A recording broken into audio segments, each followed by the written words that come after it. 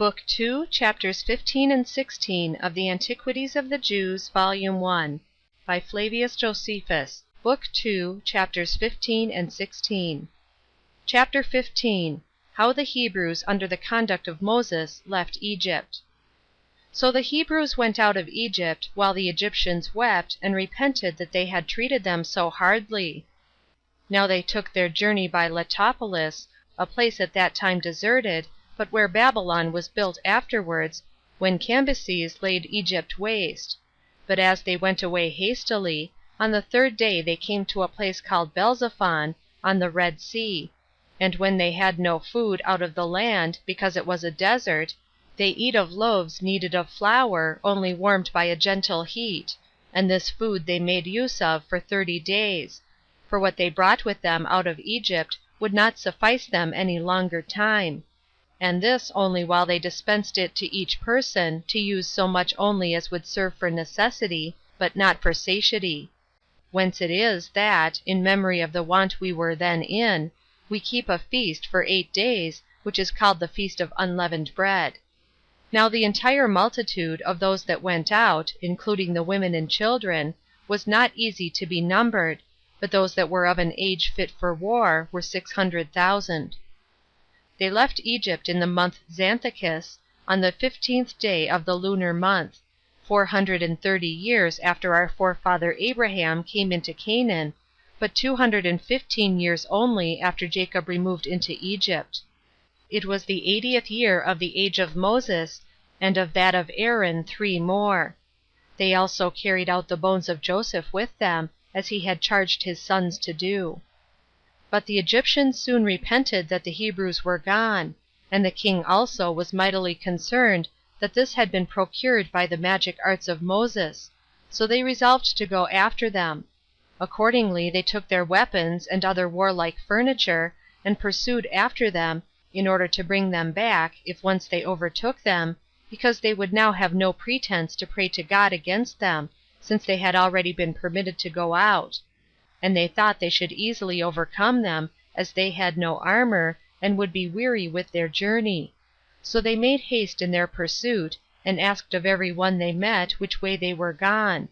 And indeed that land was difficult to be traveled over, not only by armies, but by single persons. Now Moses led the Hebrews this way, that in case the Egyptians should repent and be desirous to pursue after them, they might undergo the punishment of their wickedness, and of the breach of those promises they had made to them. As also he led them this way on account of the Philistines, who had quarreled with them, and hated them of old, that by all means they might not know of their departure, for their country is near to that of Egypt. And thence it was that Moses led them not along the road that tended to the land of the Philistines, but he was desirous that they should go through the desert, that so after a long journey, and after many afflictions, they might enter upon the land of Canaan. Another reason of this was, that God commanded him to bring the people to Mount Sinai, that there they might offer him sacrifices. Now when the Egyptians had overtaken the Hebrews, they prepared to fight them, and by their multitude they drove them into a narrow place, for the number that pursued after them was 600 chariots, with 50,000 horsemen, and 200,000 footmen, all armed. They also seized upon the passages by which they imagined the Hebrews might fly, shutting them up between inaccessible precipices and the sea. For there was, on each side, a ridge of mountains that terminated at the sea, which were impassable by reason of their roughness, and obstructed their flight. Wherefore they were pressed upon the Hebrews with their army, where the ridges of the mountains were closed with the sea, which army they placed at the chops of the mountains, so that they might deprive them of any passage into the plain. When the Hebrews, therefore, were neither able to bear up, being thus, as it were, besieged, because they wanted provisions, nor saw any possible way of escaping, and if they should have thought of fighting, they had no weapons, they expected a universal destruction, unless they delivered themselves up to the Egyptians. So they laid the blame on Moses, and forgot all the signs that had been wrought by God for the recovery of their freedom, and this so far that their incredulity prompted them to throw stones at the prophet, while he encouraged them and promised them their deliverance. and they resolved that they would deliver themselves up to the Egyptians. So there was sorrow and lamentation among the women and children, who had nothing but destruction before their eyes, while they were encompassed with mountains, the sea, and their enemies, and discerned no way of flying from them.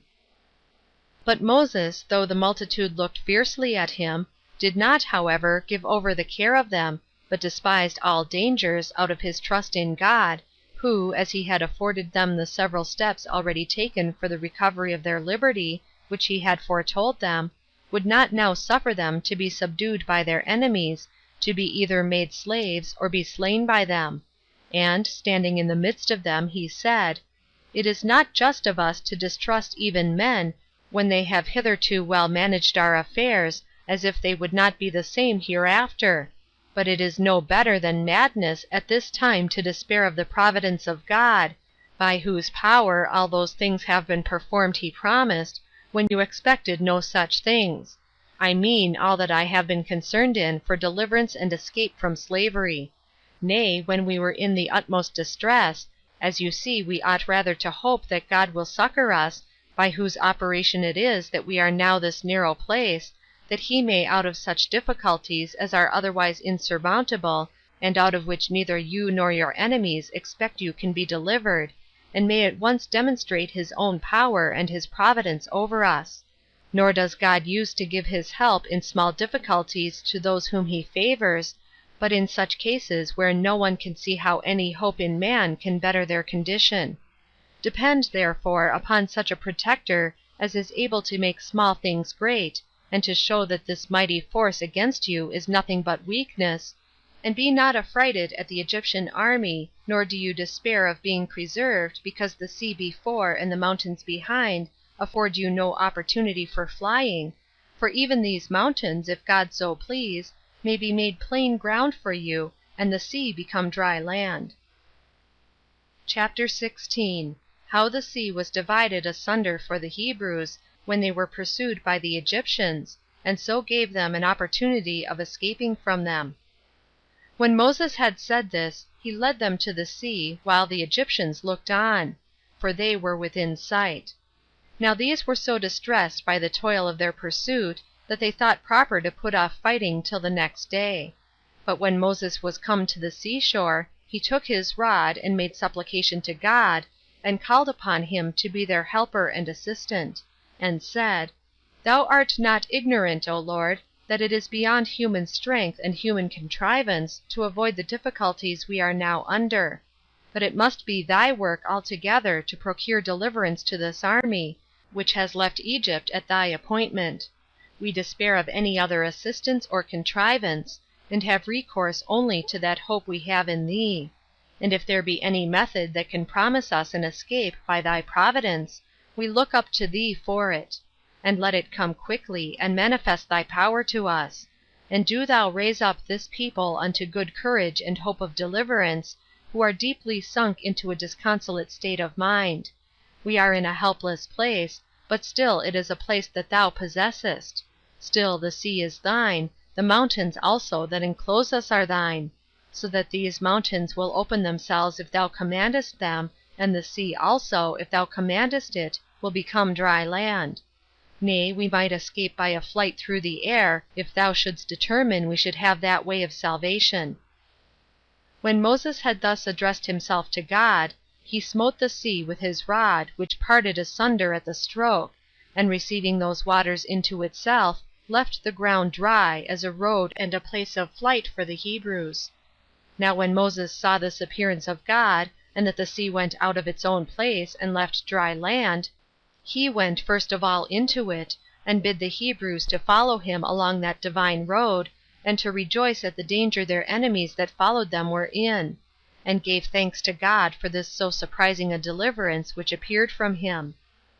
Now, while these Hebrews made no stay, but went on earnestly, as led by God's presence with them, the Egyptians supposed first that they were distracted, and were going rashly upon manifest destruction.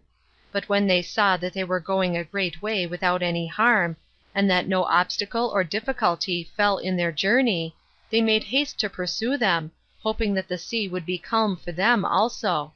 They put their horse foremost, and went down themselves into the sea. Now the Hebrews, while these were putting on their armor, and therein spending their time, were beforehand with them, and escaped them, and got first over to the land on the other side without any hurt. Whence the others were encouraged, and more courageously pursued them, as hoping no harm would come to them neither.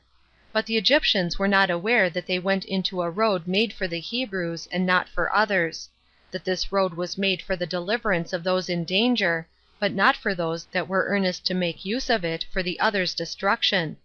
As soon, therefore, as ever the whole Egyptian army was within it, the sea flowed to its own place, and came down with a torrent raised by storms of wind, and encompassed the Egyptians. Showers of rain also came down from the sky, and dreadful thunders and lightning, with flashes of fire. Thunderbolts also were darted upon them. Nor was there anything which used to be sent by God upon men as indications of his wrath, which did not happen at this time, for a dark and dismal night oppressed them.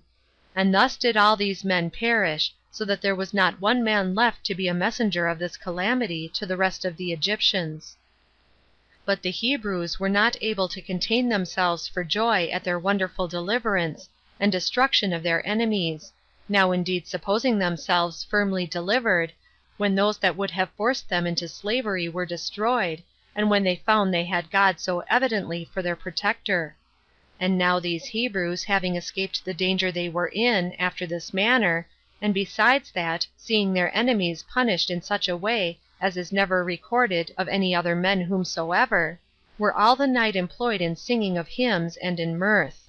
Moses also composed a song unto God, containing his praises, and a thanksgiving for his kindness, in hexameter verse.